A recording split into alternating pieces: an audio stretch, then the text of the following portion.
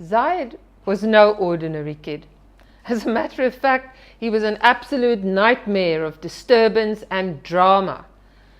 He developed quite a reputation amongst the staff who year after year gave a sigh of relief when the final day of the final term arrived, having survived Zayed's antics. Zayed was not alone. We've all had a Zayed in our classes.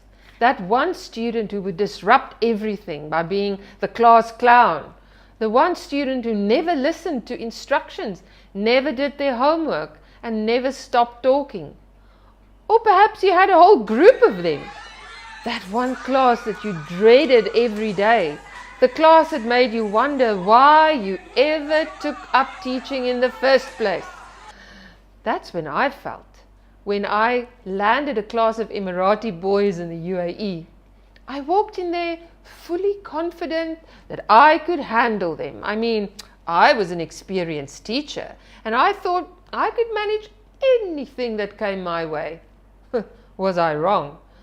None of my usual strategies worked. These boys even set the waste paper bin on fire when I left the class for 5 minutes. I realized that I had to do something different. And that was when I started researching strategies which I've since implemented in schools around the world. Hi everyone, my name is Elmarie Potgieter, and in this video I will share with you the 5 most important lessons I've learned that will meet the needs of all learners. And the first lesson is, boys learn differently from girls. If you want to admit it or not, it is just a fact. They need to be engaged in a completely different way. They need to build stuff, move around. At the same time, they struggle to talk about feelings. Well, actually, they don't like talking about work that much either. I came to that realization so clearly in Al Ain in the UAE, and so I chose topics that interested the boys.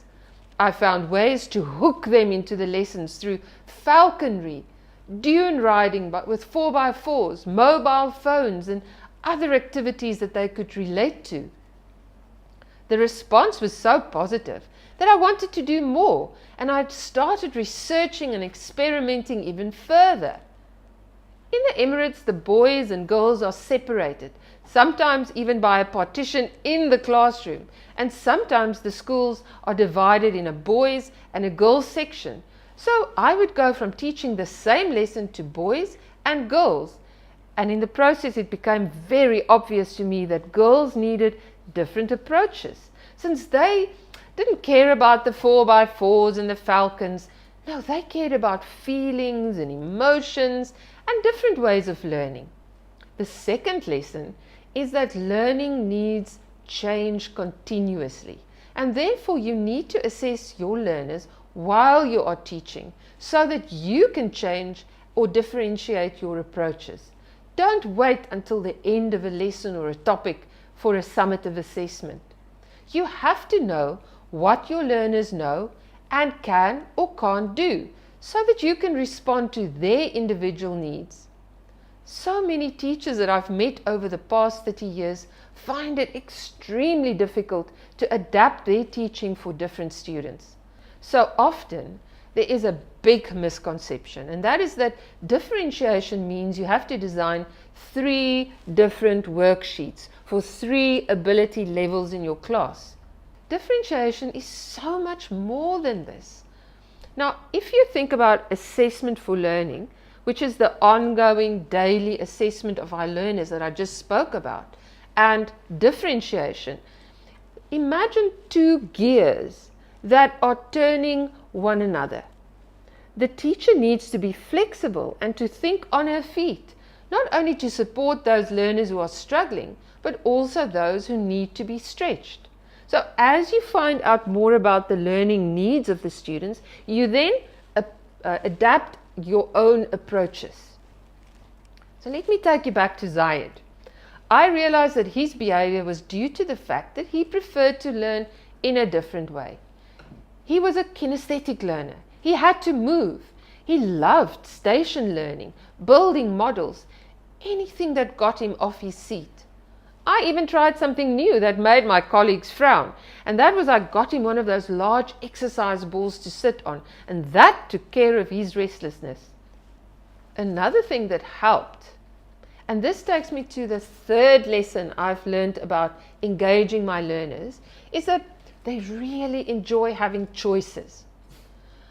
I started to ask the class what they wanted to learn about the topic and try to give them the opportunity to investigate the topics that they were excited about, and then to also present it in ways that they liked. So, to find out what they knew and what they wanted to learn about, I used strategies like the KWL chart or Think, Puzzle, Explore. And for some tasks, they could write essays or make their own PowerPoint presentations or online blogs or even their own YouTube videos. Amazing things started happening. The fourth lesson was that I came to understand that differentiation to meet learner needs meant much more than just those 3 leveled worksheets that I spoke about earlier.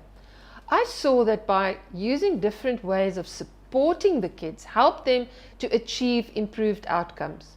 For some, it helped to give more time to complete their tasks. For some, it helped if I gave them more resources to guide them, like lists of words and pictures, and sometimes step-by-step instructions, thus scaffolding the learning for them. Sometimes it helped if I just sat down with a group to guide them. Well, some groups needed me to challenge them even more, ask more probing questions. I also experimented with findings from neuroscience on how the brain learns best. I encouraged them to use color, to make mind maps, to make learning more visible. And this all helped me to continuously understand exactly where they were in their learning, since they had the opportunity to make their learning and thinking visible. I introduced graphic organizers, thinking structures, and ensured that they got regular brain breaks. The impact in learning and even classroom discipline was phenomenal. The fifth and last lesson was the realization that children love learning together. We as human beings are wired to be social beings. The tide really turned for me as an educator when I had the opportunity to study cooperative learning in the US. Nothing could have prepared me for the impact that the use of these structures had on learner engagement. Suddenly, instead of asking one child to answer a question at a time, I found a way for all of them to show what they knew, all at the same time. Cooperative learning structures provided a way for them to develop social skills such as turn-taking, listening to each other, responding, sharing, and disagreeing respectfully. So these are the strategies that I started to embed in teacher training and in school transformation programs that I've developed. Teachers all over the world who were brave and who took the learning from the training room to the classroom started to see the impact on their learning. These strategies, in a nutshell, include the 4: assessment for learning, differentiation strategies, visual thinking approaches, and cooperative learning structures. You can follow the links at the bottom of the video to learn more about these strategies. After I changed my approach from teaching to being a guide on the side for my learners, I never had to fear another Zayed in my classroom again. So, to sum it all up, these are just a few strategies of many. The best way to learn is to read, learn from your colleagues, research online sites, attend workshops, and most importantly, through implementing and reflecting on the impact of your work. I hope that you found the 3 ideas in the 3 videos that we've shared very powerful, and that you will be able to apply some of the lessons in your own schools.